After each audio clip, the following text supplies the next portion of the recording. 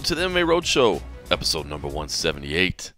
My name is John Morgan. Cold Coffee is not with me right now. He is back home in Las Vegas, the steaming hot Las Vegas, Nevada right now, waiting for summer to get over. I'm telling you, man, when I left earlier this week, it's still like 100 degrees at midnight, man. It is brutal. Ready for summer to get over, man. Better days are coming.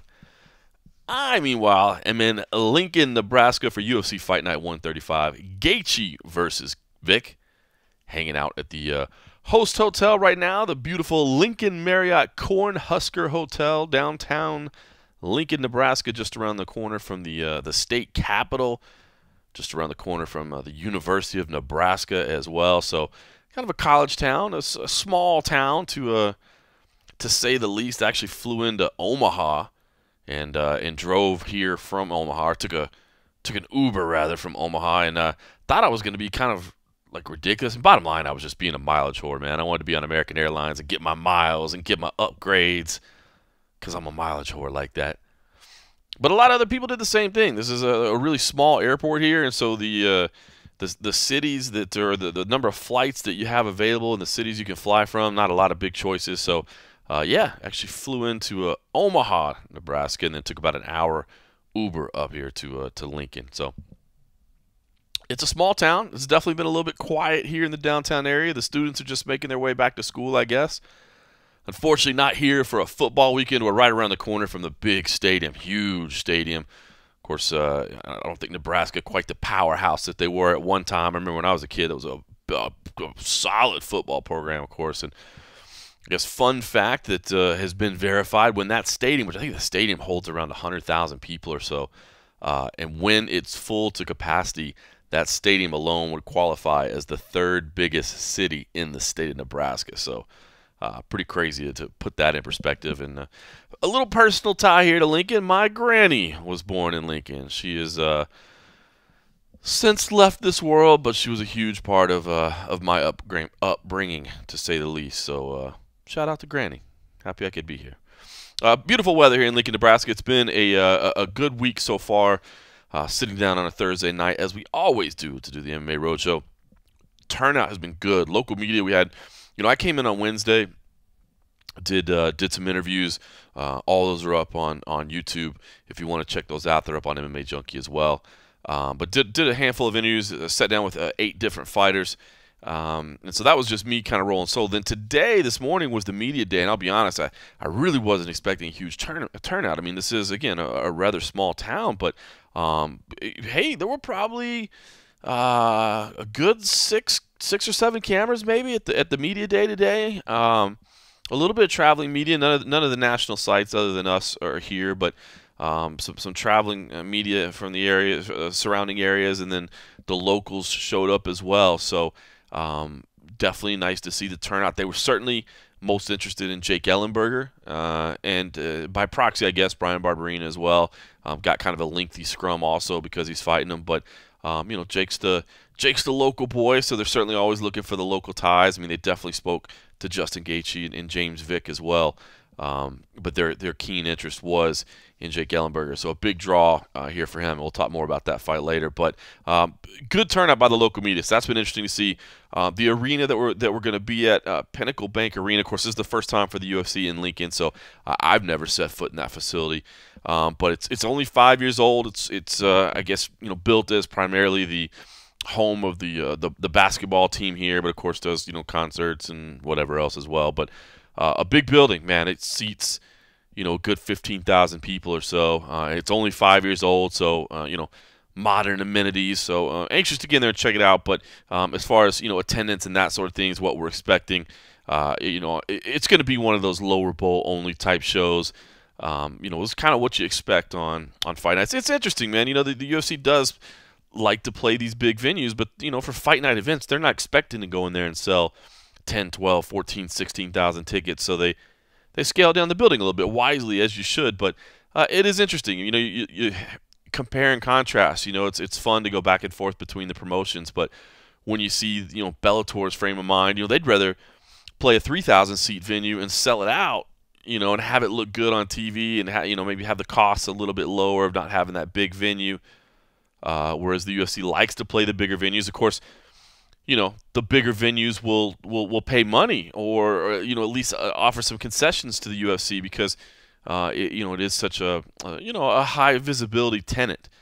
You look at like going to Moncton or whatever. I mean, why did the UFC pick Moncton? Because it's a brand new venue, and I'm sure there was some kind of deal between the city or the venue itself, and these are things that happen behind the scenes that we often don't think about as mixed martial arts fans, and how the UFC or any other promotion for that matter picks out their schedule. So kind of interesting to see, but that's kind of what the expectations are. Sounds like the local interest has been pretty good so far this week, but definitely don't expect 15,000 people to be in there on Saturday night. It's a fight night crowd, and they're expecting a fight night crowd. Listen, let's just get into media today, all right? Justin Gaethje, first of all, the interview, I did speak to him, and if you want to go check that out, now I maybe I'm being a little self-conscious or worried, but go check out the interview if you want that him and I did together. Here's what happened. I get to Lincoln. My room's not ready yet. I get here first thing in the morning, so I just go to the press room. I still got all my luggage and everything, and I sat down, and I just kind of hang out and finish up my notes and finish up some emails and stuff like that. Anyway, Justin Gaethje comes in. Now, it's not our time to talk. We're not supposed to talk for another 4 hours or so, but he walks in, and he's got some radio interviews to do with some other people. And, I'm, hey, Justin, how you doing? And first thing he says to me is, John Morgan, picking James Vick. I'm going to knock him out just for you. Just for you. I'm going to knock him out. Kind of being a little sarcastic or what have you. And, but in good spirits. Definitely in good spirits. He was smiling and laughing. Then he gave some great interviews on the radio, which were awesome. He was talking about, everything under the sun. How much he likes to golf. How much he likes to go to the casinos and gamble a little bit and have some fun. And, that's a perfect day for him as a maybe morning on the golf course and afternoon in the casino. So anyway, he's in good spirits, right? Well, he comes back to see me a few hours later, and I still think he's in good spirits, but I think he was a little upset with me. I think he was a little standoffish. I think he was not necessarily wanting to talk to me. I mean, didn't protest. He was polite about it, but I felt like he might have had a little chip on his shoulder. And I'll be honest, I did pick against him in our staff picks, but our staff picks don't even get published until Friday morning. So I don't know. I did a couple interviews and maybe he heard something or saw something else. Or Cold Coffee brought this up. Maybe he was just bluffing me. We know he likes to go to the casinos. He talked about it. Maybe he was just bluffing me to see, like, I bet you're picking against me. And I was honest because I don't see any reason to lie to him. But maybe he was just bluffing me, and then I gave in to him, and I gave him the intel that he was looking for, and that's when he got the chip on his shoulder. I don't know. But I think Justin was a little bit mad at me. But I love this fight, man. I really do love this fight. Justin Gaethje is, as anybody knows that's been listening to this podcast for a long time or just has stayed in touch. I love Justin Gaethje. His World Series of Fighting run. I mean, I thought he was must-watch television back then, and now he's facing the sport's best on the highest stage. And yes, he's come up short a couple of times. But, dude, when he's in there, you want to see him fight. And that's why, even on 2 losses, you give him a main event. And nobody did anyone protest? I sure didn't. I didn't hear any protests whatsoever. And that's why he's in this position. But you can tell, I think he's, I don't want to say on edge. I think he's tired of answering the questions. I think he's tired of answering, what about these losses? I think he's tired of hearing about, will you change your style?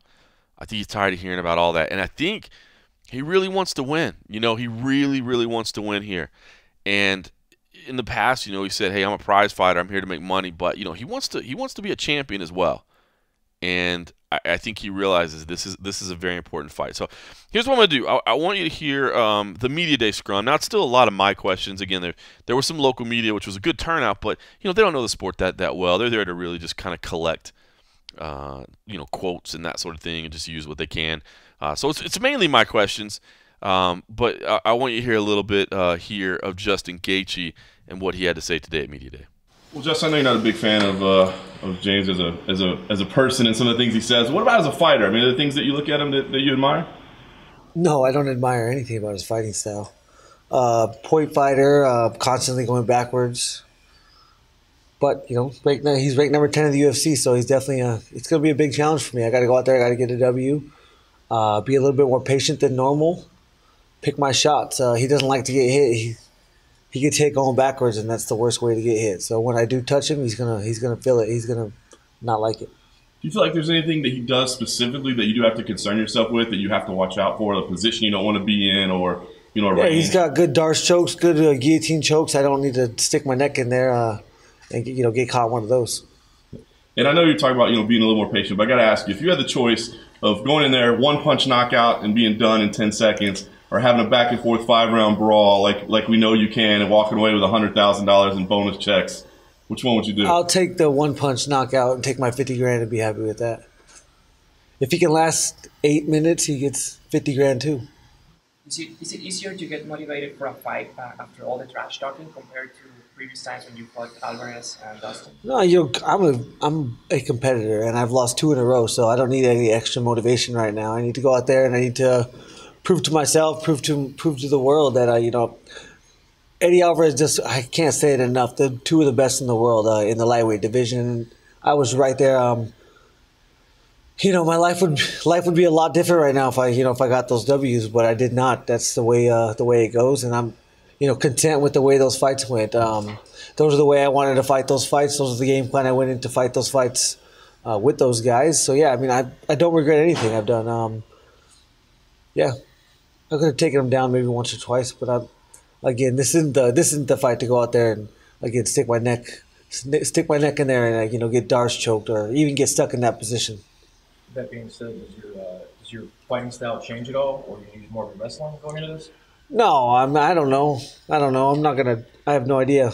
I go in there. I mean, I'm definitely gonna put pressure on him. I'm gonna pressure him with my feet. I don't necessarily need to throw as much, but I'm gonna pressure him with my feet. He's gonna be constantly going backwards, which is a given with James. So yeah, it's gonna be a tough fight. Tough fight to figure out. I got to go in there. I got to figure it out at the beginning. I'm not gonna go in there and 6'3". It's not something normal. It's not something I'm used to. So it will be something I need to go out there. I need to feel it out and figure it out. How do you train for 6'3"? Do you?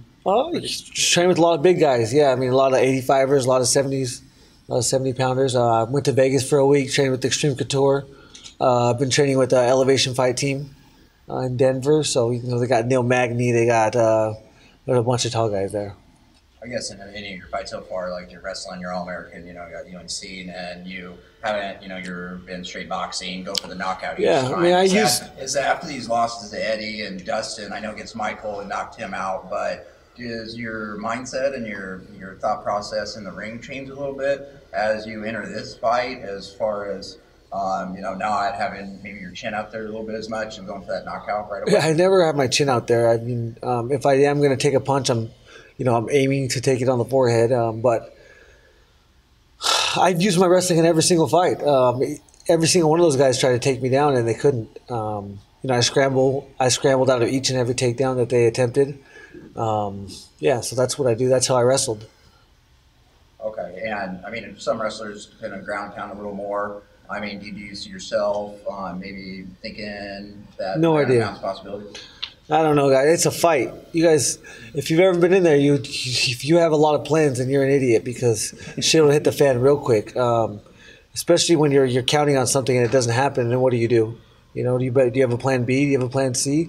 It's too much thinking. I go in there, I react, I fight off my reactions. I believe my timing is the best, and yeah, that's what I fight off of. Intuition. I've trained my whole life for this. 4 years old, I started training. In hindsight for August 25th versus James Vick. The last 2 fights I can't harp on it enough. I was right there. I had them both hurt. I had them both on the ropes. I just became complacent in my position. I thought I had him more hurt than I guess I did. Dustin, like I said, I went out there. I tried to, coming off the stool in the 4th round, I was like, I just got to kick this guy 2 or 3 more times and he's done. And, I forgot that I'm fighting the best in the world. I didn't forget, but became complacent.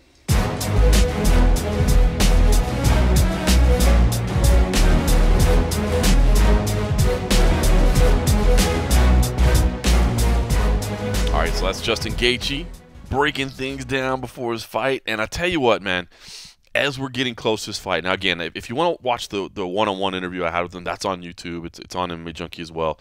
But listening to him yesterday, listening to him today, I don't think he's going to change his approach at all in this fight. He does say be a little bit more cautious, a little bit more patient, so maybe that counts as a change. But, everybody's saying, is he going to wrestle more? Is he going to wrestle more? I don't think so. With him saying, specifically, look, this isn't the fight to go out there and stick my neck out and get darsed. I just don't think that he's going to try to implement a heavy wrestling style. And again, he talks about how James Vick is always backing up and is a point fighter and isn't looking to engage.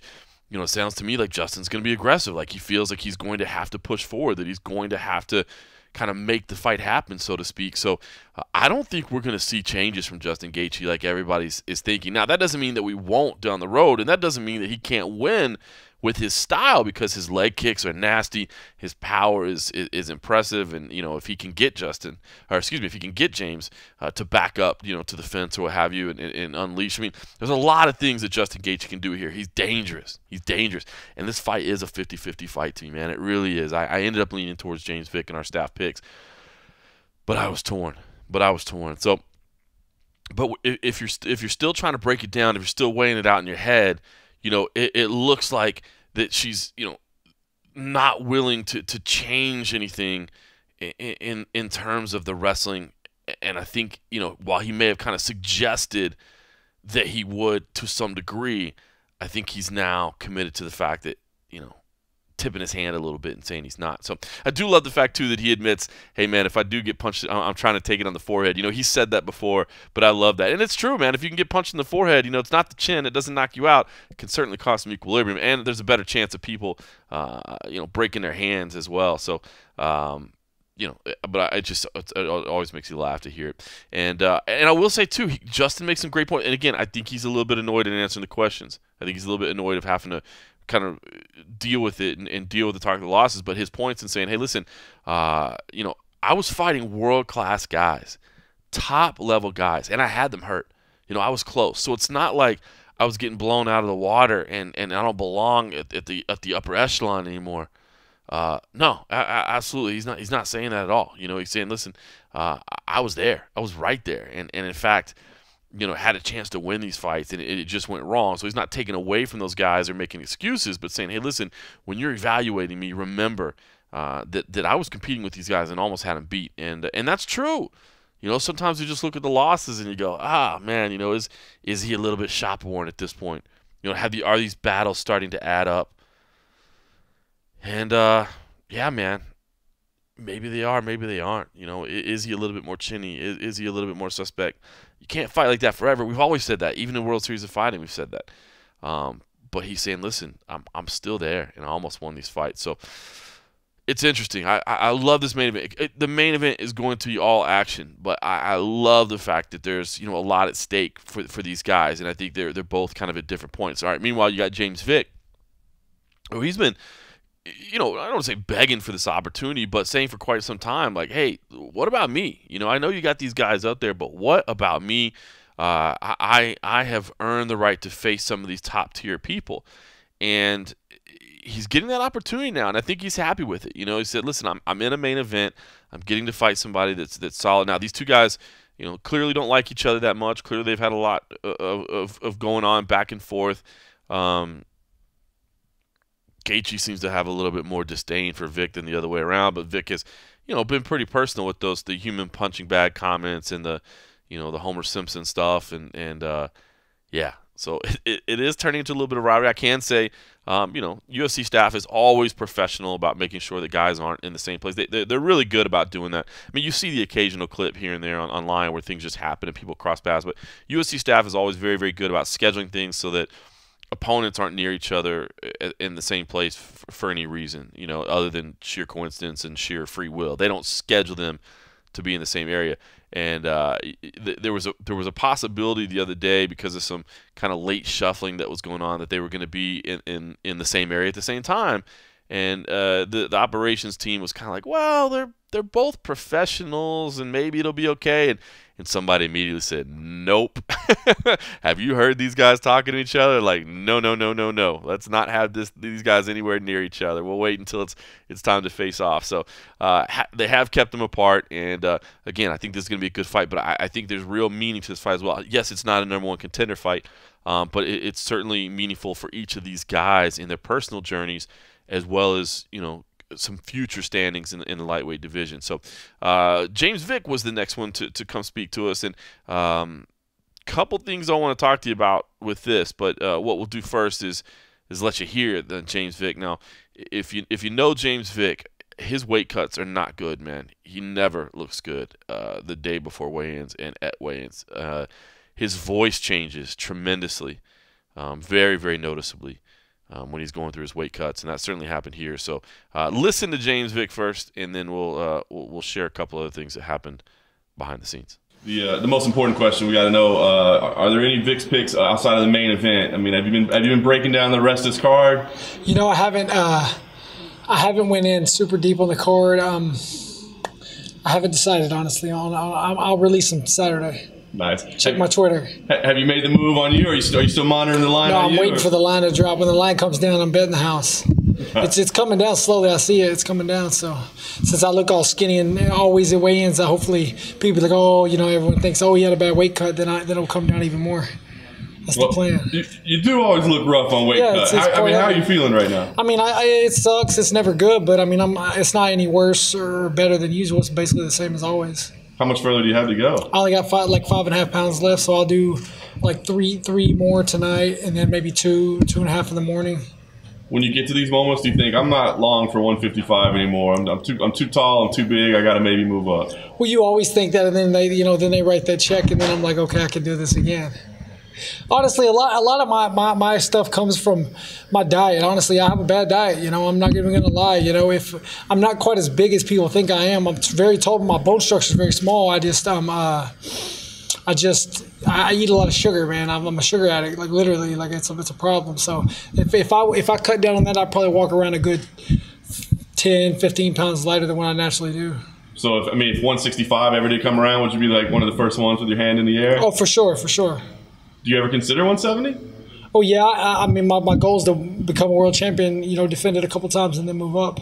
Nice. But right now I'd have to start all over if I did that. You know, if I move up right now, I got to start back at ground zero.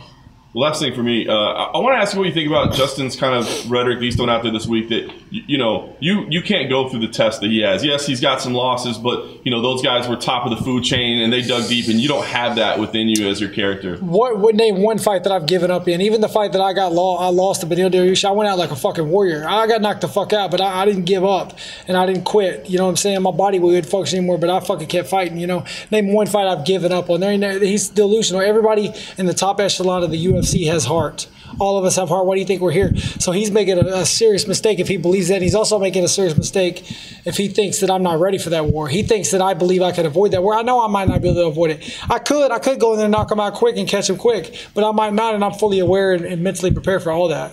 So when he says that he doesn't like your character, you run from a fight, you avoid things, does that bug you to hear him say that? No, he's an idiot. I don't really care, to be honest with you. Sorry, I'm sweating. I literally just left the sauna. So the Homer Simpson comments, man, where do those come from? That's hilarious. I mean, it's just being honest. I mean, look at the guy fights like that. Just being honest. Does that animosity or the fact that he reacted to those comments might play into the fight, or your game plan is the same regardless? I think he's going to fight the way he fights regardless. It doesn't really matter, Like, I don't really think there's much I can, no matter what I say or what he says, he's going to fight the way he fights. There has been a lot of talk going back and forth, with you guys as the fight's getting closer. But are you just happy that you finally got an opportunity at an upper echelon guy? For sure. I've worked my entire life to get here. This is going to change my life Saturday night, for sure. Last time we talked, it was right after you accepted the fight in Maryland and flew in. How have things kind of changed for you over that course in the last 2 months, 2.5 months? Nothing's really changed. I mean, I went home for a little bit, when between fights, between camps, and then came back and started training. Sorry, y'all, I just left the sauna, so I'm sweating. What were the Homer Simpson comments? I apologize, I missed that, but if you could Well, he just, the dude takes beatings. Have you ever watched the episode of The Simpsons where Homer gets the shit beat out of him? He looks like Gaethje.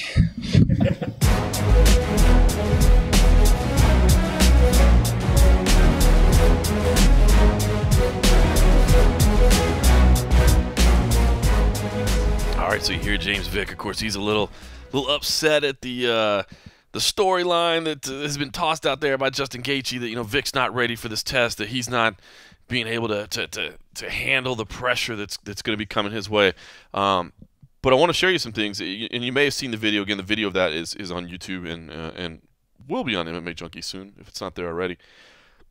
But if you heard some ruffling in the audio, that's James Vick kind of holding the mic stand that we use and moving it back and forth. He was a little bit fidgety, man. He was moving around a little bit, and he looked bad. I mean, it's just, the thing is, he admits it. I mean, it's not abnormal.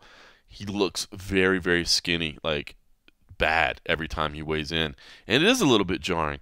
But I will say this, from standing next to him, and you can see it a little bit in the video, and he even mentions it there in the audio, he was sweating a lot. I mean, profusely. And he said he had just come from the sauna. That was the schedule he was on. There was a lot of water coming out of him. So that's good. I mean, that means if he's sweating, that's what you like to see, man. When somebody's trying to cut weight and there's no sweat coming out at all, that's a bad thing. That's obviously the sure sign of dehydration. But it is a little interesting. He, at the end, he kind of, we kind of told, he said like, I'm sorry, I'm sweating, I'm sweating, and we kind of told him he could go. And I don't know if he just didn't hear us or, he was focused on himself at that minute, but he at the end of that interview, basically, he sat down. And he was like, hey, can somebody get me a towel? And to be honest, I quit shooting at that time because I felt like he was getting a little lightheaded or something. But in retrospect, because he waited and there were no towels around in the little press room where we are. So one of the PR team kind of ran to one of the other rooms, the workout rooms, and brought him back a towel. But it took a minute or two to sprint over there to the other area, get the towel, and bring it back. And during that time, James was kind of sitting there and kind of had his head in his hands a little bit. He was basically just wiping his forehead. It didn't look like he was lightheaded, like he was going to pass out or anything like that. But I didn't know if maybe he wasn't feeling good, and so that's why he kind of sat down right next to where we were doing the interview. I don't know. Maybe I should have kept rolling, but it was one of those deals where I shut the camera off because I had the feeling like he was kind of done. He needed a second, and he joked during it. He actually did joke. He said, hey, listen, I know the fact that I look bad is good for me. He jokes about gambling, and well, he doesn't joke about gambling. He likes to bet money on fights and not just his own. But he's talked about betting the house on him, and he said, this is good, man. People are going to think I look like crap, so the odds are going to go down. So he was definitely alert and joking, but it was a little bit, I don't know, it concerned me for a second. And then once he got the towel, he wiped himself off a little bit, and he stood back up to continue the interview. So at that point, I thought, okay, well, maybe there was nothing wrong with him. So he was like, okay, let's keep going. And we were like, oh, no, you're good. We got no more questions where you're good. So maybe, the only reason he sat down and was trying to wipe himself was he just was either embarrassed or frustrated by all the sweat that was coming off of him and wanted to get that dried up before he continued the interview. So maybe there was nothing wrong with him, but I don't know. It was just one of those weird moments that I'll think back, after the fight one way or the other, and I feel like I'll have the answer. Either he will look bad and we'll go, man, that was a telling moment, that the weight cut wasn't going great, or he'll look phenomenal and be like, okay, so he really wasn't okay. But just one of those interesting moments. He joked about it, and he was professional about it, and I think he was okay, but it was weird. It will, if you haven't seen him weigh in before, man, there's just official weigh-ins for Friday, so we'll have full coverage of that, of course. I'll stream it, and then we'll have highlights of it as well, and then they'll do the face-offs right after. But, yeah, if you haven't seen a James Vick weigh in before, it's always a little bit scary. So, yeah. That's the main event. I think it's going to be fun. I think it's going to be a good fight, and I think it's meaningful for both those guys. The co-main event, I love it as well. I do. I really do. Michael Johnson versus Andre Fili. And I love it again. I mean, I love these fights that have meaning for these fighters. And I get it. It may not be, we're not lining up any contenders for the title. Max Holloway and Brian Ortega aren't watching this fight and hoping that their plans don't change for the fall or whatever. Okay, that's not what this is. But these are two guys who are certainly personable dudes and certainly have shown moments of greatness in the cage, and they both need a win. They for different reasons. Michael Johnson, has had this. He's in a terrible stretch right now. 1-4.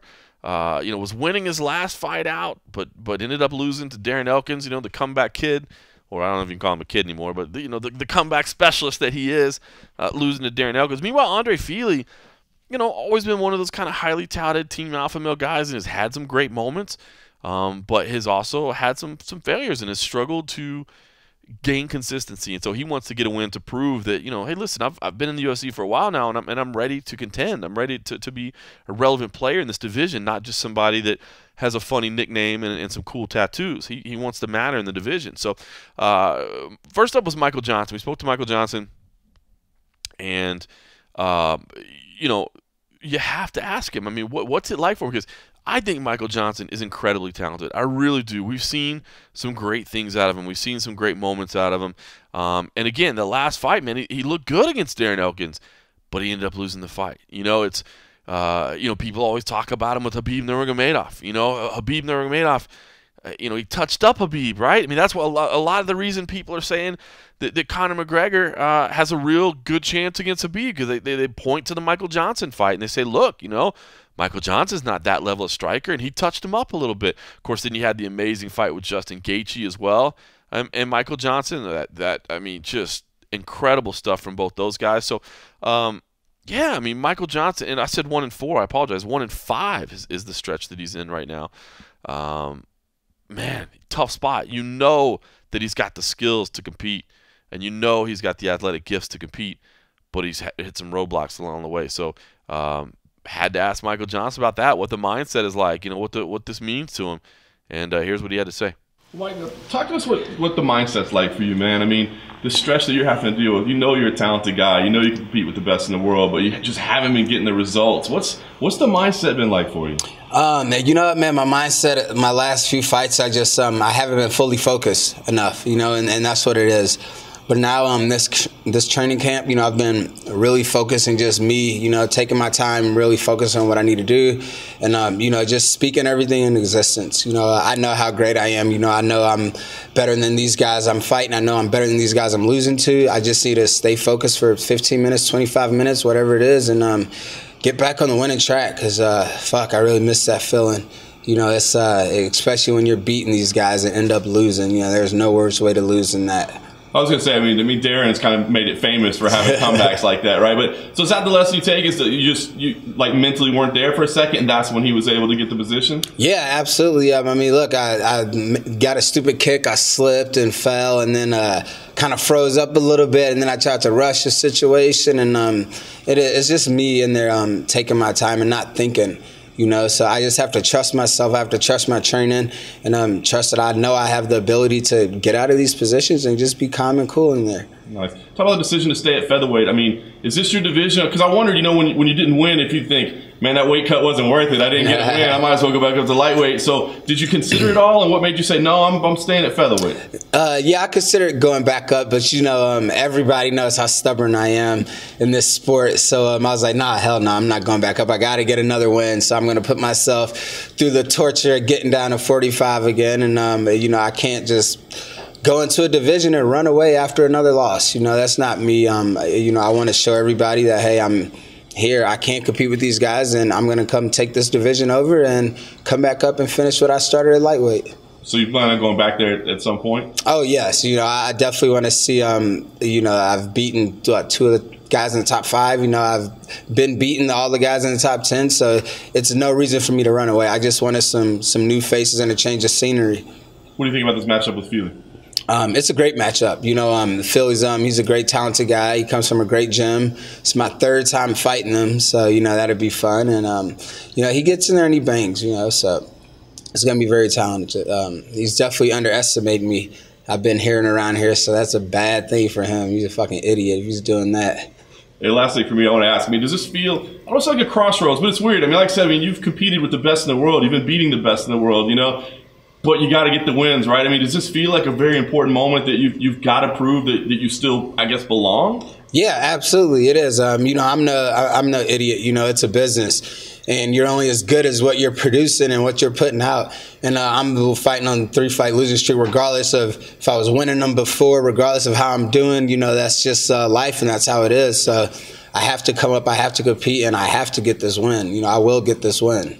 Do you think that Fili feels that he has the advantage because you fought guys from him before? Like, do you think they feel they have figured you out?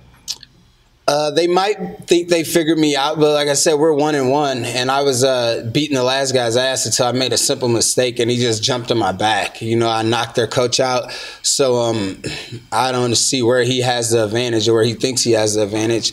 But he's definitely underestimating me. He thinks it's his time.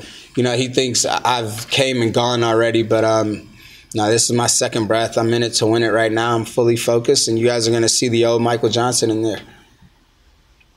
Knowing that you're still paying attention to lightweight, what do you think about this main event? It's going to be a good main event. I'm excited to watch it, you know, but like I said, I've been so focused on myself and everything. I damn near don't even know who fights in the UFC anymore. I've been so focused on me, so, you know, You've been through a murderer's row, man. I mean, Elkins, Gaethje, Madoff, Poirier.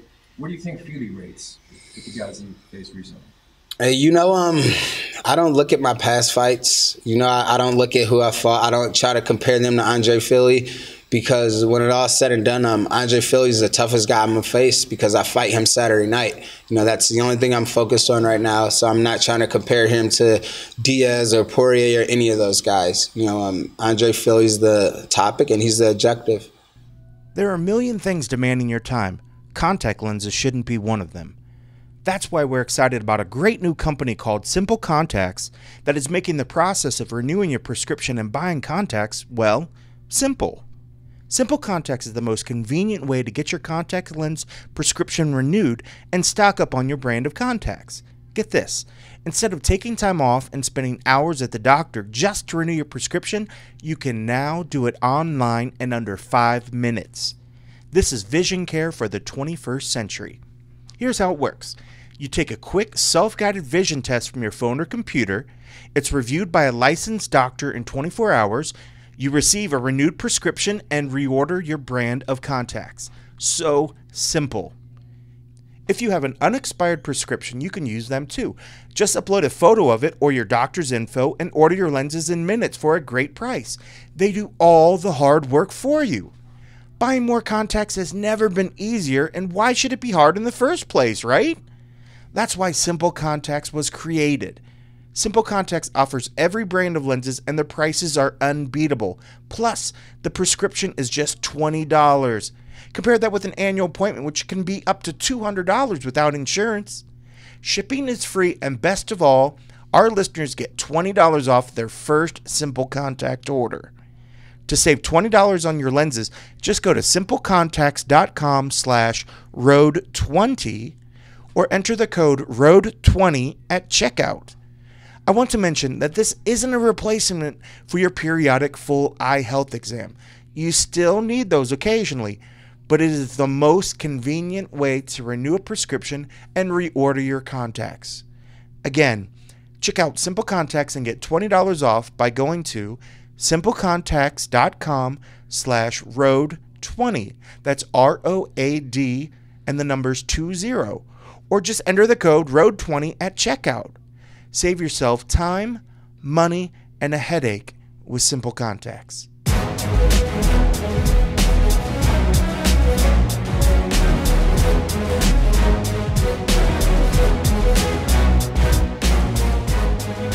All right, the menace, Michael Johnson. I like what he's saying. You know, focus. It's all about mental focus. And I think he's dead on. I think he's right, man. He's got the skills. He's got the gifts. It's mental focus, right? It's not making those mistakes, staying focused the entire 15 minutes, not having those mental errors. I think he's dead right about that. And if he can do that, he can be a real problem in the division. So I like what I'm hearing. Again, I love this fight, and I like what I'm hearing from Michael Johnson. If you like what you're hearing, you know what you can do?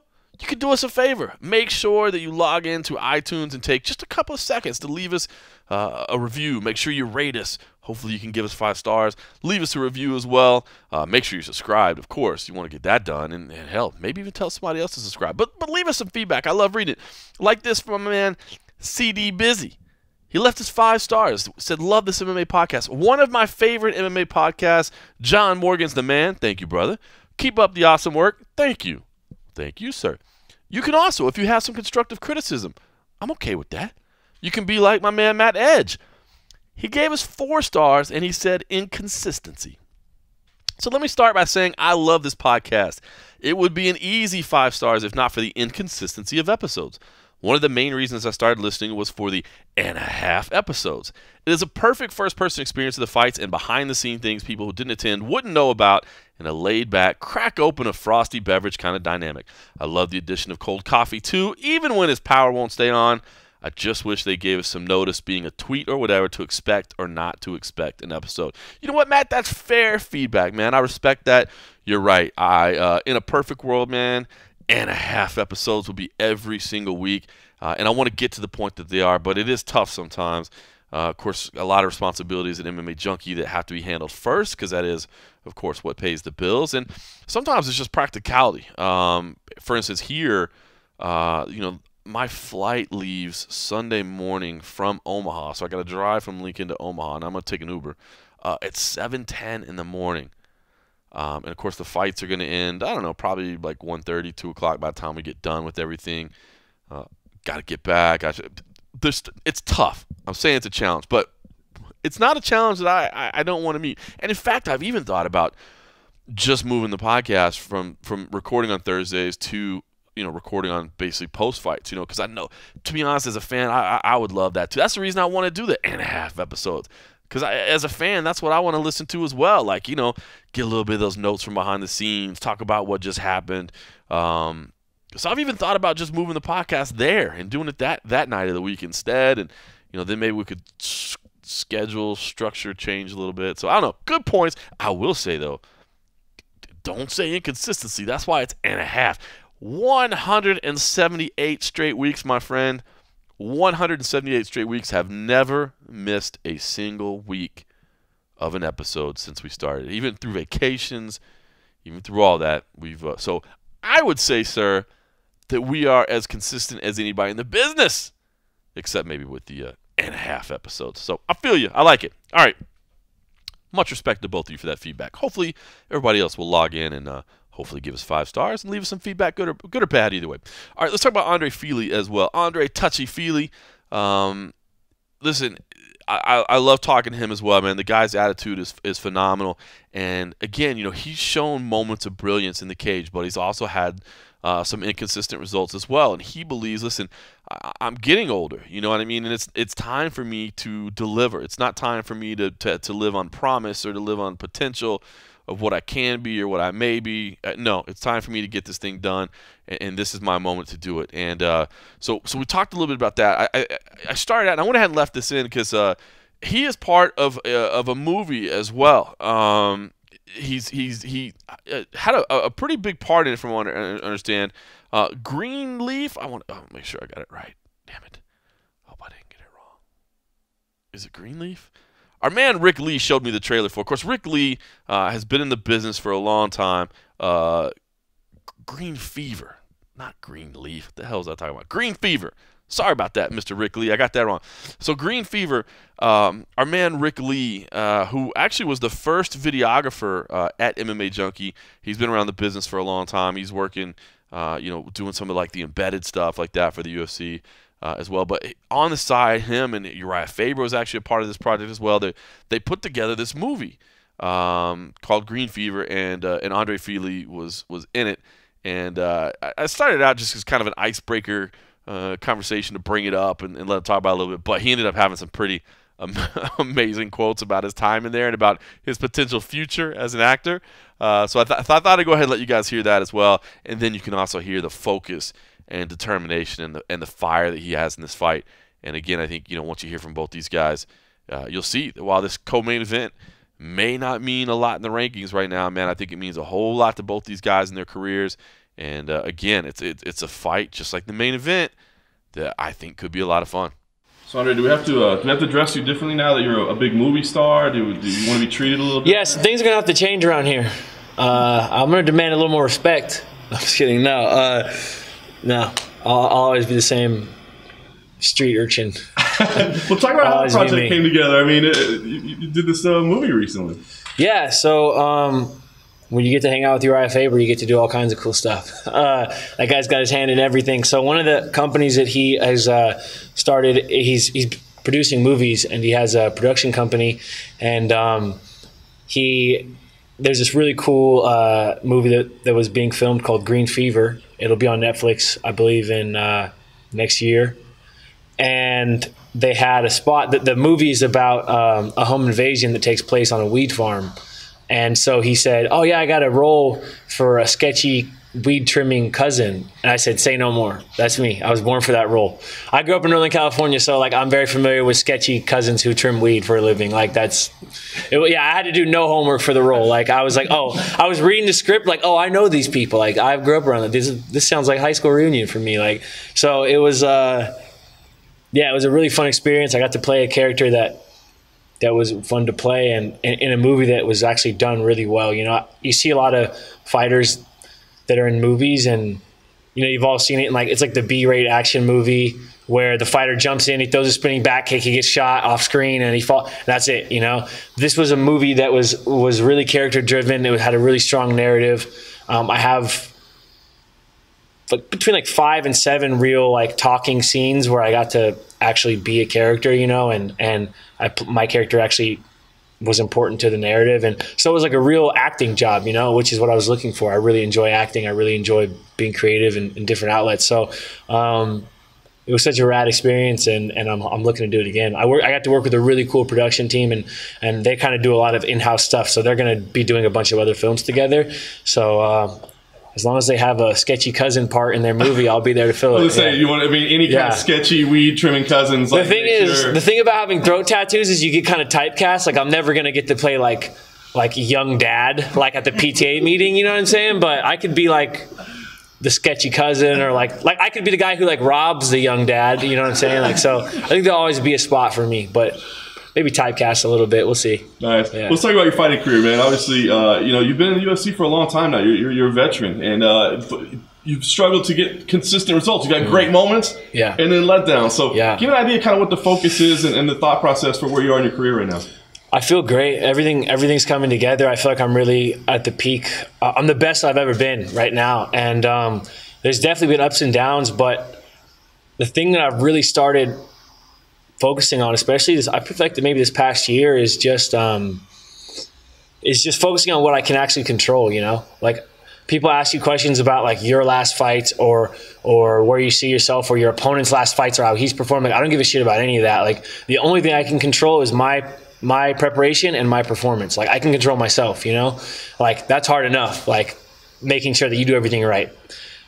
Fuck all the distractions. Like I'm only here to make sure that I do everything that I can do to be the best fighter I can be. So I'm just zoned in, man. I'm laser sharp. Like I'm so focused, and it's just because all I care about is my preparation and my performance. You know, I've had ups and downs, but you know that's the sport. That's life. That's like how many of us have been in a situation where damn, my career is not going the way I want it. You know, it just so happens that in fighting, if your career's not going the way you want it, it's public, and you're getting kicked in the head and shit. You know, so it's different than other jobs in that respect, but it's the same as anything else where you're gonna have peaks and valleys. You know, and it's not about a big part of life. I've realized is not whether you have peaks and valleys. It's how low you get or how high you let yourself get. It's you can win the biggest fight of your life, you can't celebrate too much. You can lose the biggest fight of your life. You can't have too much self-pity, man. You got to just roll with the punches, you know? Water off a duck's back. You got to shake it off. Interesting, because you say you don't really worry too much about the other guy anymore, but I wonder what you think about Michael Johnson, because a dangerous guy, but kind of similar, right? Where he's come up short in some spots. Yeah. So, I mean, did you watch tape? Did you break him down? I mean, what do you think about it? Yeah, I did the same thing with him that I do with most of my opponents. You know, I watch a little bit of tape. I'm familiar. I'm a student of the game. I've been training since I was 14. You know, I've been in the game over a decade. So I've seen Michael Johnson fight a bunch. I know what he's good at, you know, but I obviously watched a little bit of tape, and then I mostly leave that. I don't study too much. I watch a little bit of tape to kind of remind myself what he's good at. Then I let my cornerman watch tape and tell me what I need to do. I trust my coaches. You know, those dudes saved my life, so I trust them with my life, man. They tell me to do something, I do it, you know. So I let my coaches worry about really dissecting tape. For me, I already know what he's good at, and I know that if I focus on what I need to do, like I can beat anyone in the world. Like I'm the best 145-pound fighter in the world. Like I've already fought the current champ. Like if you go back and watch that fight, you'll see how close it was. You know, like I train with Chad Mendez, Darren Elkins, Rick Glenn, Josh Emmett. Like, well, you know, I train with fucking 5 of the top 15 guys in the world. Like I fought the world champion. Like I'm the best 45er in the world. Like I know that. Like I've got the rounds to prove it. So I don't worry about too much of what he's bringing. I know he's dangerous. Like I know he's dangerous. He's beaten guys like Dustin Poirier. That speaks for itself. So I know what he's going to try to do. I know he's fast. I know he's athletic. I know he's aggressive in the first. Like he's a bad motherfucker, but I'm badder. Like I'm the baddest motherfucker. So. Nice. Last thing for me, I mean, do you feel like this is kind of a breakout opportunity? I mean, we've been following your career for a long time, and you were kind of that young kid, that next generation. Now you've been here. You know what I mean? Do you feel like now it's time to deliver? Yeah, I think it is. I think every fight you have is the most important fight of your life, and this isn't any different. But this is a big one, and I'm just ready to perform. I've been ready, and I'm excited to show you guys.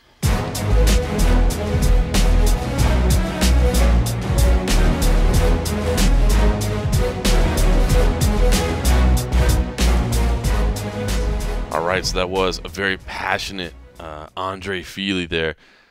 Big moment for him. I'm telling you, between this main and co-main event, I love it. I love the fights. I think they're going to be action-packed fights, and I think that, you know, the storylines of the 4 guys involved in it are all very intriguing. You know, and I think these are important fights for all of them. So I think these top 2 fights could be a lot of fun, and I think they're important to each of these 4 fighters, to say the least. Should also, by the way, give a shout out to Trevor. Now, Trevor is a friend of Andre Fili's, and Andre actually hit me up a little bit later afterwards and said, hey, my boy wanted me to give you his number. He's a big Roadshow fan, so that's what's up. Shout out to Trevor. I was going to try to have him sit in with me tonight, but he had some other plans going on. So maybe one day down the road we can get Trevor to sit down and do an episode with us, man. Maybe it's better that it's not a week that his boy's fighting, because, you know, then he can be a little bit more unbiased. But anyway, wanted to have him on. They didn't have it. All right, let's talk about the rest of this card, because I'm telling you, I love the fights on here, and I get it. I get it. People are this card. Okay, all right. You know, I get it. It doesn't have superstars written all over it, but I love the fights here. Courtney Casey versus Angela Hill, I think, is a big fight in the strawweight division. Angela Hill, of course, was supposed to face Alexa Grasso. Alexa Grasso had to back out. Courtney Casey stepped in. Angela said, "Look, I'm still excited about this fight. You know what I liked about the Grasso fight, and she had made it clear she was excited about that fight. And she said, you know, look, what I liked about the fight is that, you know, I know that Grasso's going to come forward and bang, and that's the kind of fight I want." It's like, that said, you know, I also think Grasso has some hype behind her. You know, she's a name that was known, you know, because of her time in Invicta and what she's accomplished in the UFC. Courtney Casey, meanwhile, does not have as much of the star name around her, but she could fight, man. She fights, and I think she's probably going to try to use wrestling and her grappling a lot more than Alexa Grasso would have, and I think that would be wise of her.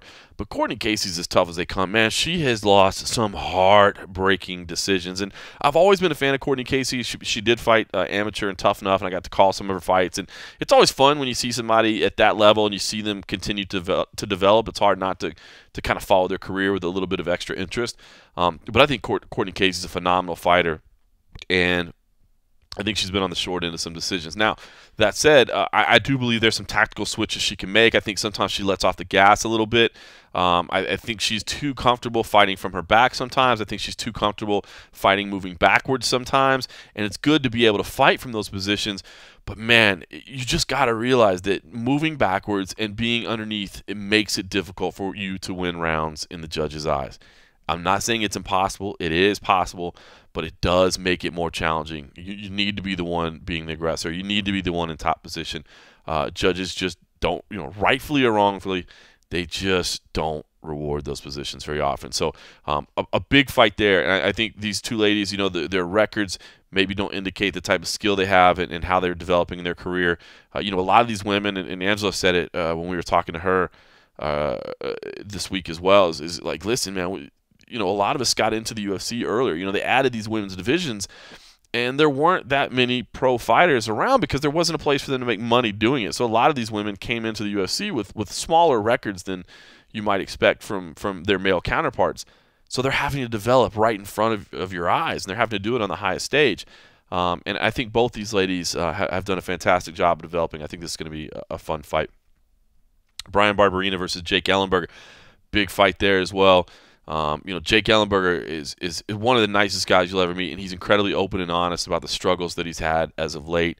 Very frustrated about his last loss. He felt like he had more to show, and then the lights got turned off. You get hit and you go down, and there's nothing you can do about it, and that's what happened there. But he got the quick turnaround. He said, "Listen, part of it was because I was frustrated. The other part is because I really wanted to fight in my home state, Nebraska." And as we said, the local media was really tuned into to this fight. It's a big one for him, though, man. He's got to win. And listen, he's answered the questions over and over and over, so it's not like he hasn't heard them. He gets it. This is an important fight for him. Meanwhile, Brian Barberina, a big fight for him, too. A fight that he wanted, a fight that was supposed to happen and then didn't come together, and then it was rebooked. But here's what I wanted to share about Brian Barberina, man, because this was pretty touching. He was talking today, and I asked him a few questions, and then some of the local media was asking him quite a few questions because he's the local guy's opponent. And I happened to look down and notice that every one of his fingernails and toenails was painted, but all a different color, not just like one color. So it's not like we haven't seen fighters with painted nails. I mean, hell, Chuck Liddell of all people used to do it, right? So it's not out of the ordinary. But what I asked him was, hey, who picks the color scheme? Do you pick that yourself? Because it's a rainbow. Like every finger and toe is a different color. And man, instantly, he was kind of fighting back tears. And he said, no, my daughter picked it. And his daughter, they're back home. He bought, after his last fight, he bought a ranch out in rural Tennessee. And he said he's got 50 acres out there. And he's building a proper ranch. He's got animals and all that stuff out there. But he used to live in Arizona. He's obviously a guy that fights out of the lab, and he used to live in Arizona.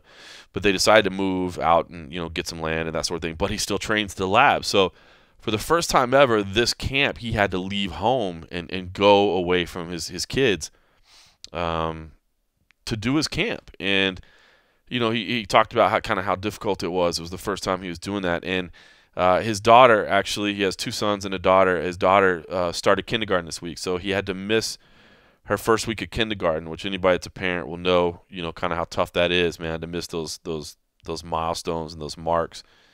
And I just have one son, but it's tough, to be away from home sometimes, and to miss his daughter's first day of kindergarten. He said it was really tough on him, but he got her on FaceTime and went to the store, and she on FaceTime helped him pick out like what colors she wanted, and then she told him what color she wanted on each nail. And so I guess she normally does it for him, but she couldn't do it, so he had to do it himself. But he did it in the colors that she directed. So it was cool to see the emotions that he was having, and just kind of battling back a little bit of tears. It felt like as he was talking about it. So anybody that's a family man can understand missing their kid. So I mean.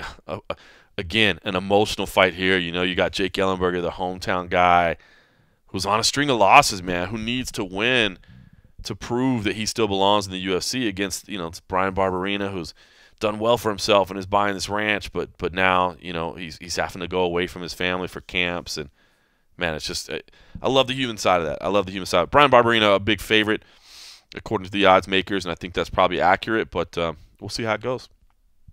Flyweight fight. I love this fight, too. Nobody's talking about this one. Devison Figueiredo versus John Moraga. Figueiredo, 14-0, undefeated prospect, quietly gone 3-0 in the UFC. And, I've liked what I've seen out of him. He's had some controversy along the way there as well. Jared Brooks thought for sure he beat him. And I think if I remember right, I might have even scored that fight for Jared Brooks, to be honest with you. I can't remember. I think I did, to be honest with you. But I still liked what I saw from Figueiredo in that fight. I just thought I didn't do enough to win that night.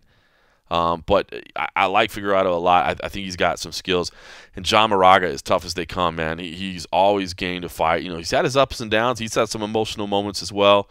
And I think he's a fun fighter to watch. He's also the guy whose name looks almost like mine in print, and who every time I see it, I truly, honestly think I accidentally screwed up and did something and like accidentally pasted my name into a headline when I shouldn't have. Like I really do have like a split second of a heart attack and think that I messed something up tremendously. So it's a funny little side note there. And the main card is rounded out with Eric Anders versus Tim Williams. Of course, Eric Anders, the former football player that's become a big middleweight prospect. He lost to Lyoto Machida. I think he could have won that fight, man. I think he let off the gas a little bit when he shouldn't have. And I think he feels the same way. You know, it's a damn shame to get the loss, a damn shame to miss out on an opportunity like that. But, you know, it was to a recognizable name, and you gained some experience out of it, and you didn't get knocked out. By the way, I don't know if this is true or not. Maybe I shouldn't even say it, but I heard from somebody with knowledge of the situation that Lyoto Machida is getting $1.5 million a fight at Bellator. I need to try to verify that. But if so, God bless. That is a huge contract, man. Good for him.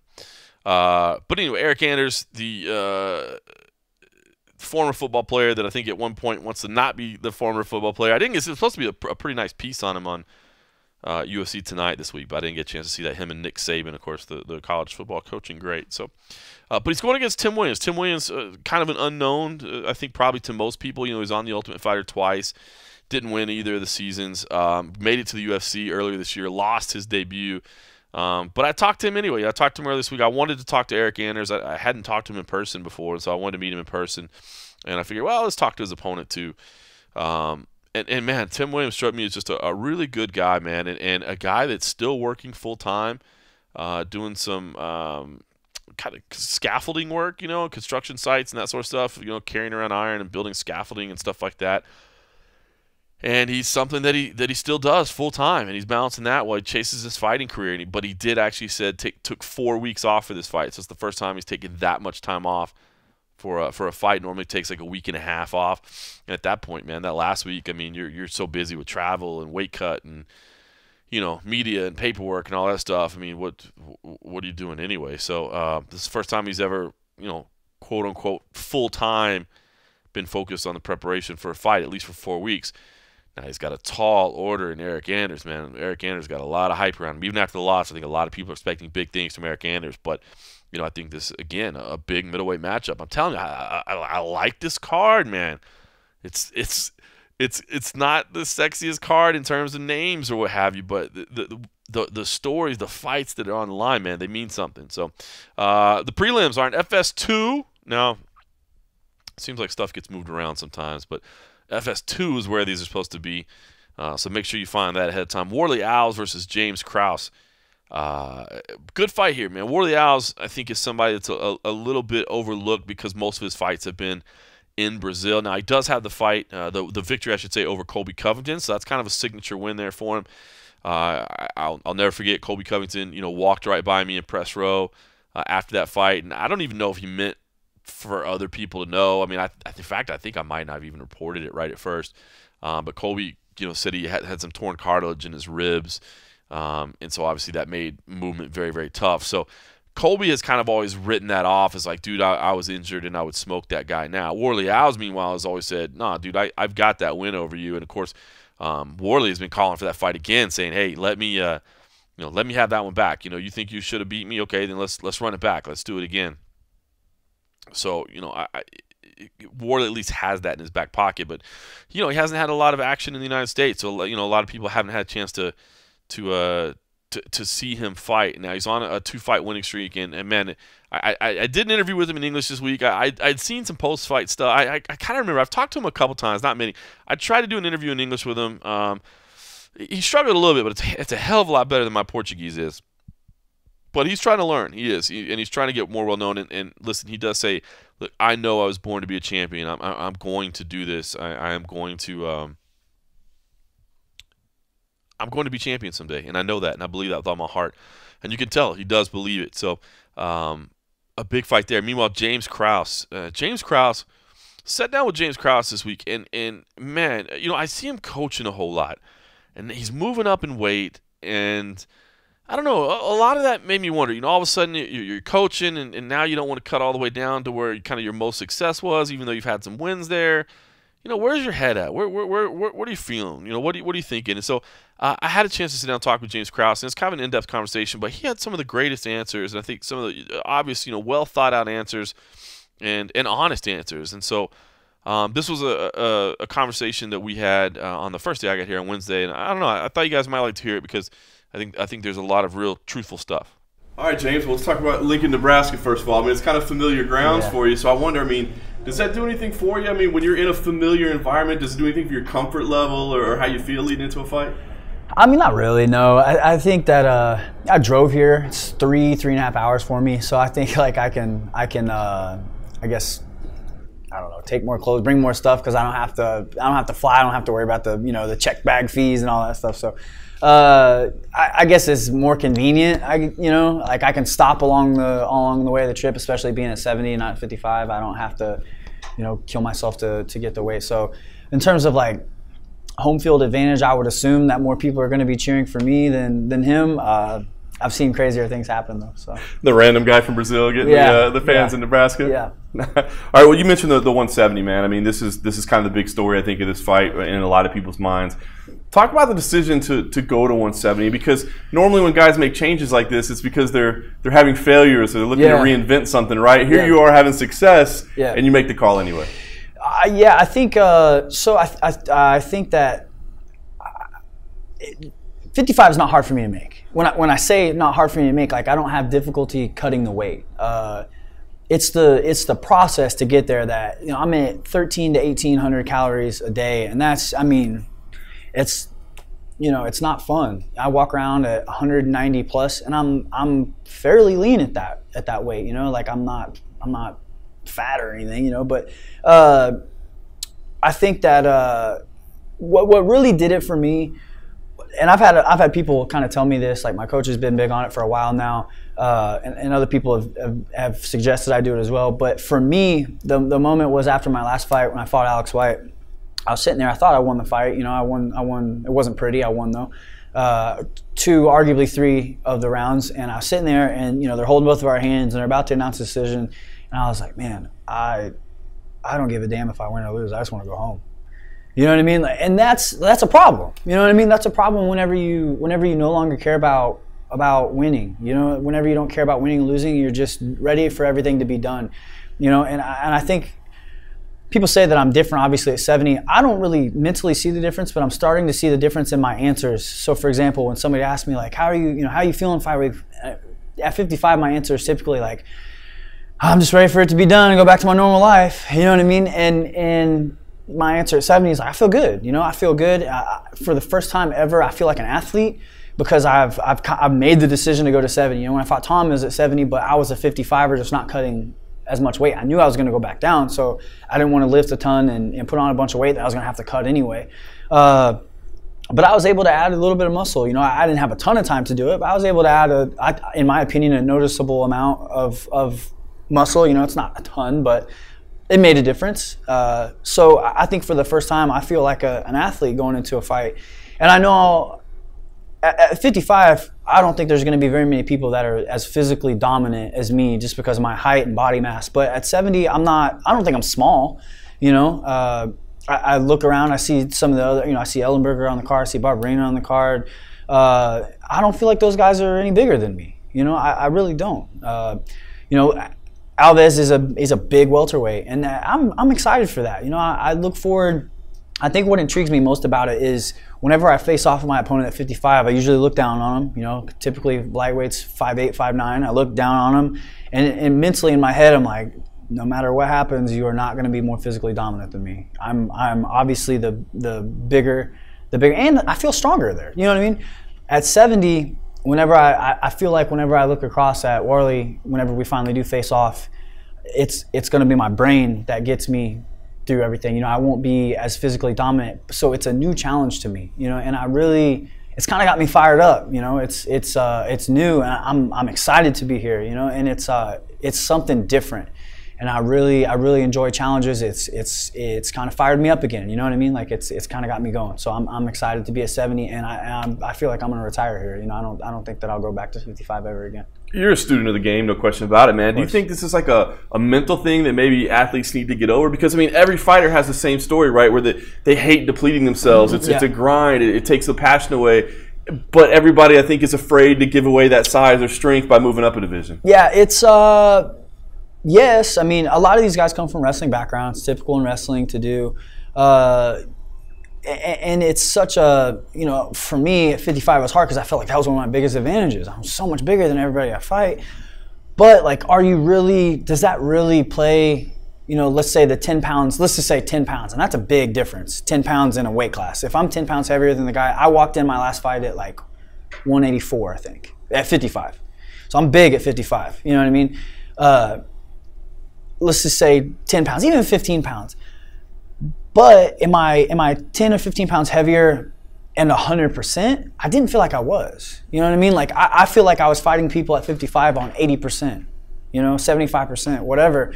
And it was good enough. It was good enough. But I just don't, for me, it's to the point, if it takes me 2 months to get down to 55 and I fight 3 times a year, my 6 of the 12 months are dog shit. You know what I mean? Like that's not a way to live. So like for me, I'm pretty much trading off quality of life for a little bit of weight, and it's a decision that was hard for me to make, but I'm 100% good with it. And I think once guys like, for me, the guy that really kind of got me going to it was Masvidal. Him and I fought. It was a close fight. He's very similar to me, and he went up. He's doing great at 70. You know, top 10. You know, so it just tells me that it can be done, and you're seeing much more of it now. I'm drawing a blank, but you know, there's a bunch of guys doing it now. They're doing really well. So I think if we all got together, you know, and just did it, you know, I don't know the answer. I wish the UFC would do 10-pound weight classes. You know what I mean? It's crazy to me that, and we've been doing this for 25 years now, and the sport has evolved, the rules have evolved, the training has evolved, everything has evolved, but nobody said like, yo, maybe we should look at this weight class thing. You know what I mean? Like, maybe there's something to this. Like, everything else is kind of changing.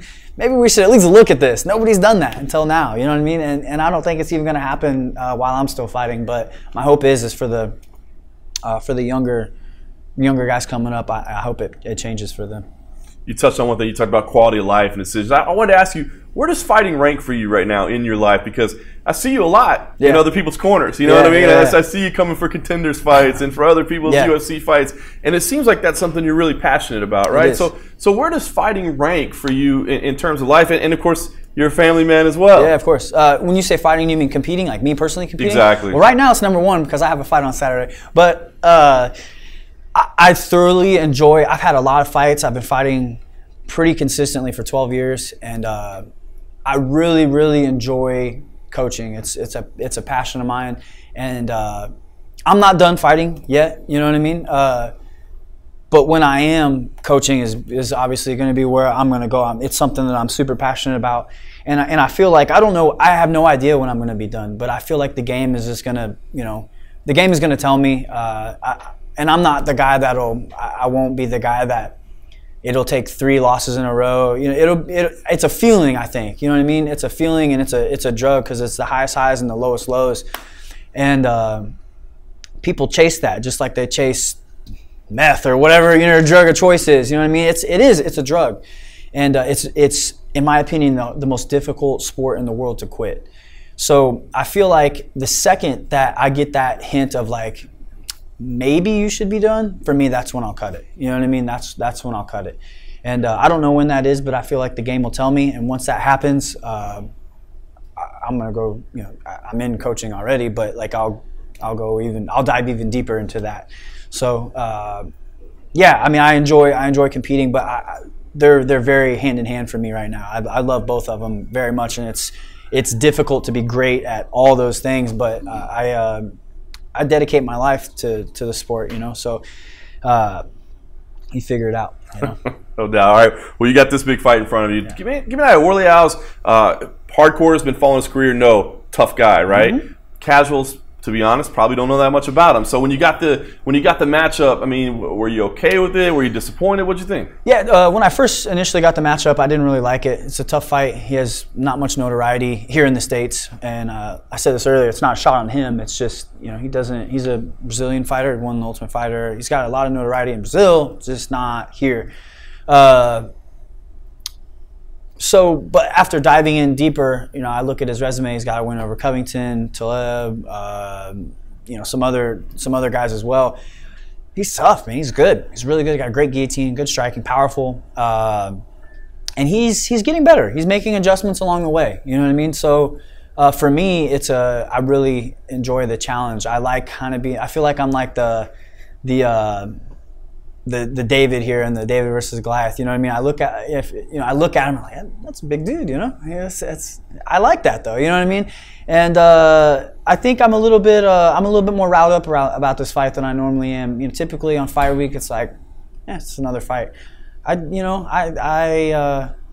I'm excited about this one. I really am. I think it's going to be a really good gauge for me to see where I'm at and in this division. Yeah, so what's the goal here? I would ask. I mean, as you said, is it to prove to other people that you belong? Is it to prove to yourself that you belong? Is it to what is the goal here? The goal is not to prove anybody to anything. The goal is to master my craft, do my profession that I love every day, make a lot of money doing it, and use that money to make money elsewhere and get the hell out. You know what I mean? Like, I want to be able to, I see some of these guys, golly, I see some of these guys, the older guys that they couldn't quit the sport, they couldn't quit the drug. I see these guys that can't even tie their damn shoes, man. Like, you know what I mean? They can't even form complete sentences sometimes, and I don't want to be that guy. You know what I mean? Like, I want to be the guy that quits one fight too early than one fight too late. You know what I mean? Like, I'll be on the early end. I'm telling you, I will. And it's the money, you know what I mean? It's easy money. It really is, because essentially, you know, it's the easiest money I've ever made in my life. You know, I have to train hard and all that stuff, but I train hard anyway. I train hard without a fight. So I've said this 1,000 times. Typically, your MMA fighters come from low-income families or broken homes or both. You know, and it's just like, wait a second, you're paying me this to fight? Cool, okay. You know, for me, I just don't. I don't want to be that guy that, like, I can't even hold a conversation with somebody. I don't want to be the guy that has a hard time tying their shoes, getting out of bed in the morning. Like, I just don't. You can't let the sport take your life away. You know what I mean? At that, I dedicate my life to it, but the sport will never take my life, if that makes any sense at all. And I just don't. I don't think that's the right way to do things. And I think there's so much more to life than this. You know, this doesn't last long. 10 years, 15 years. If you live to be 80, that's, you know, a small portion of your life. Yeah, no doubt. I mean, not trying to rush you out the door, but are there things you want to accomplish before you do call it a career? I mean, do world titles mean anything to you? Do certain matchups, does you know, your legacy, does any of that mean anything to you? I'm about to piss my coach off, but I don't care about titles. I don't care about rankings. The rankings are bullshit anyway. They're irrelevant to me. I want to make money. Have fun. I want to have fun. I love this process. I'm addicted to the process. I'm addicted to the challenge. Man, I want to win. You know what I mean? Like, I want to win, obviously. So, like, when we say like titles and winning, they're the same thing. Like, I don't want to lose. Like, nobody wants to lose. So, of course, I'm trying to challenge myself, and I think doing that on a regular basis is important, especially for me wanting to dive into coaching when I'm done. Like, I need to be a part of this. You know what I mean? I have to know what it's like. I think some of the best coaches in the game train with their guys. You know, you have to be evolving with the sport. You have to feel it. You can't just see it. It's not just visual. You have to feel what's going on. And but yeah, I want to compete. I want to make money. I want to win, and I want to have fun. I've been doing this for a long time, man. You got to have fun. You got to smell the roses along the way. Yeah, no doubt, man. Well, I appreciate all the honesty. How do you see this fight going, man, as you play this thing out in your head? I mean, Orly, as you said, tough guy, you know, got some great grappling. He's got some power. Maybe some cardio issues from time to time. So, I mean, when you play this thing out in your head, how do you see it going? Yeah, I think it's going to be – I think that's all dependent on how he plays it out. You know, if you watch my last fight, he tries to pressure me. To me, that's a black and white statement. Like, you need to finish me in the first round, or I'm coming in round 2 and 3. And especially me jumping up, my cardio is going to be better. You know, I have very minimal weight cut. I think total I'll be 15-ish pounds, you know, but like I'm way lower than that now. But I think if he, as of late, he's tried to kind of improve on those cardio issues. So he's starting a little bit slower. And I think if he does that, we'll be kickboxing for a while. You know what I mean? And he's good on the ground. He's got a great guillotine. I have a great guillotine. You know, I'm good on the ground too. So I think a lot of it's going to be where he's at in the cardio department. You know what I mean? Like I feel like in order for him to win, he needs to finish me. You know, I truly believe that. And I'm not an easy guy to finish.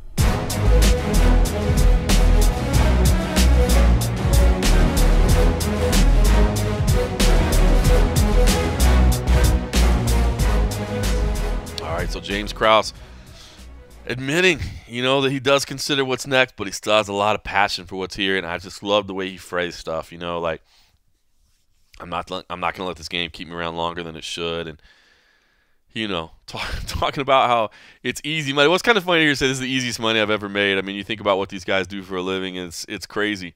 But it is the money does come in nice chunks. You know, takes a while to work up there. You know, you're not making a ton of money right off the bat, but you know, it does start to add up a little bit as you move your way through the ranks. So, interested to see what happens there. Listen, I seriously could break down every fight on this card. I love it. I love it. Yuri Alcantara versus Corey Sandhagen, Marcus Perez versus Andrew Sanchez. Marcus Perez, he looks like a dangerous dude, man. I think he's still a little bit raw around the edges, but I love it. Andrew Sanchez, hilarious. I walked when I first got here the other day. I needed to go use the restroom real quick because I had just taken that Uber from Omaha. And I go into the bathroom, and he's in the bathroom with just like, I don't know, it looked like a single blade razor just touching up his beard. It was hilarious. He's in there. I don't think he had any shaving cream, man. He was doing real man style, just some hot water and a single blade razor, like trying to trim up his neck a little bit because it was time for his photos. And he's like, I don't know, I didn't think about it. He's like, I never shaved. So that was my first greeting with Andrew Sanchez this week. Mickey Gall versus George Sullivan. Mickey Gall, I still think he's somebody to watch, man. I do. I think he's talented, and I think he's going to continue to develop. I know he's just coming off a loss, but I think he's still somebody to keep an eye on. I was really surprised he was on the FS2 prelims here. You know, he's moved out to the West Coast. He's training with different people just to kind of keep getting new looks. There was had an interview with him earlier this week, too, that's on YouTube if you want to check it out. But I still think he's somebody you want to keep an eye on. And interesting, you know, George Sullivan, you know, I thought, hey, you know, is this somebody you knew much about? And he said, yeah, you know, George Sullivan, I knew him a lot, man. He came from my local scene, and I watched him all the time, man. He was a local champion in my area, and he was a guy that I kind of looked up to and said, I'm going to be that guy someday. And now he's fighting him. So, you know, potential kind of passing of the torch type fight. The Fight Pass prelims, I love the Fight Pass prelims. Joanne Calderwood versus Kalindra Fahia in the featured one there. JoJo basically living out in Vegas now. I had a chance to speak to her. She's been out there since March, training at the Performance Institute, training with Syndicate MMA as well. So she's made a lot of changes to her diet, to her lifestyle, and believes that it's finally all come together. She's also getting to fight at 125, which she always used to look miserable trying to make 115, but 135 was obviously too big for her. So she finally gets to fight in that 125 sweet spot. She thinks this is going to be a fun week. So I like that. Drew Dober versus John Tuck. John Tuck, by the way, Brian Ortega out here rolling with John Tuck all week. You know, Tuck rolls with him quite a bit. So anxious to see that fight. And then Luke Sanders versus Hani Yahya is, I think, potentially a fun fight as well, stylistically. You know, Luke has some skills, but has had some setbacks. Hani Yahya, a guy's been fighting forever and is a specialist, to say the least, man. He does, you know, one thing tremendously well. But, man, the guy's been doing it forever. So, again, I'll quit bothering you, but I like this fight card. I do. I got fingers crossed, man. I think it's going to be a fun one. Listen, I did want to say one thing real quick. Bellator 204 was last week. I enjoyed it.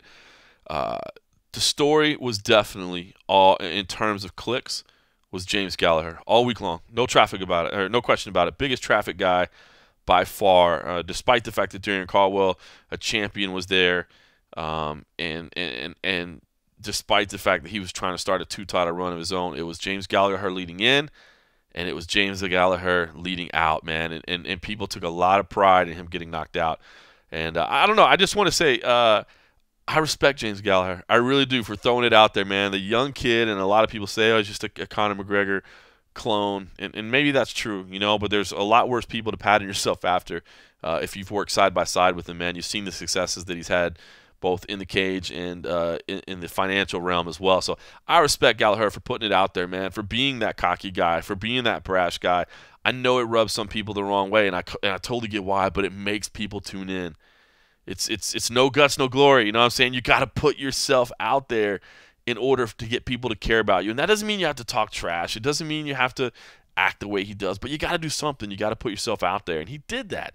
And a lot of people reveled in his defeat. And I think that's okay too. I won't tell you not to do that. I mean, if he's willing to try to rub you the wrong way, I think it's your right as a fan, especially, to revel in bask in the glory when he does lose. But I just would say, you know, I guess still try to have some healthy respect for him. Even if you enjoy seeing him lose, have some respect for what he's doing. Have some respect for the guts that he has, not just to get in the cage, but to put himself out there like that. Because in order to get that notoriety, especially, you know, Bellator, you know, they've got to try even harder. They've got less of a spotlight than the UFC does. And for him to get the kind of numbers that he was getting and to get the kind of attention he was getting, you know, he's got a bright future ahead of him. He's got a lot of time left. And man, Bandejas as well. I like that kid, man. He handled the business. I liked him, but so I don't want to take away anything from Bandejas, who deserves a ton of credit and a ton of shine as well. But I just want to say I respect James Gallagher for putting himself out there like that. So anyway, listen, I've been rambling long enough. You're probably tired of hearing my voice, and I'd like to go have some frosty beverages. Well, some more frosty beverages. I am having a little Coors Light here in the room this evening. But I'm gonna run downstairs and have a frosty beverage or two, and then early weigh-ins tomorrow. No ceremonial weigh-ins, but we'll have all that stuff at MMA Junkie. So we will keep everything rolling along here in Lincoln, Nebraska. And let me just say to all of you, thanks for listening. We'll